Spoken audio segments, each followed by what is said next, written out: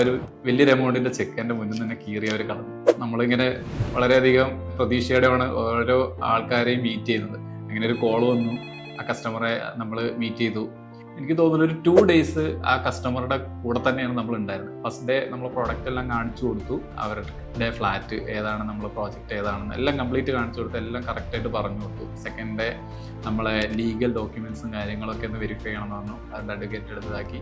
അത് കഴിഞ്ഞ് പിറ്റേ ദിവസം എല്ലാം കഴിഞ്ഞ് ഈവനിങ് ആയപ്പോൾ പറഞ്ഞു നമുക്ക് ഇനി നെക്സ്റ്റ് സ്റ്റേജിലേക്ക് കിടക്കാം. അതായത് നമ്മൾ ക്ലോസിംഗ് ആണ്. മോർ ദാൻ 1 CR സെയിലാണ്, 3 bedroom ആയിരുന്നു. അങ്ങനെ അവർ നമ്മൾ ബുക്കിംഗ് ഫോം ഒക്കെ എടുത്തു, ഫില്ല് ചെയ്തു. നമ്മളെ ബുക്കിംഗ് എമൗണ്ട് എന്ന് പറഞ്ഞാൽ ഫിനിഷ്ഡ് പ്രോജക്റ്റ് ആയിരുന്നു. അപ്പം സിംഗിൾ പേയ്മെൻ്റ് ആയിരുന്നു. എനിക്ക് ആ ഒരു ഫുൾ പേയ്മെൻറ്റ് അവർ ചെക്കിൽ എഴുതി തന്നു. അതിന് പുറമെ അവർ വേറെ കവർ എടുത്തിട്ട് എൻ്റെ അടുത്ത് പറഞ്ഞു, ഇത് ഞാൻ വേറൊരു ബിൽഡർക്ക് കൊടുക്കാൻ വേണ്ടി വെച്ച ചെക്കാണ്, നിൻ്റെ മുന്നിൽ നിന്ന് തന്നെ ഞാനിത് കീറാണെന്ന് പറഞ്ഞിട്ട് ആ ഒരു വലിയൊരു എമൗണ്ടിൻ്റെ ചെക്ക് എൻ്റെ മുന്നിൽ നിന്ന് തന്നെ കീറി അവർ കളഞ്ഞു.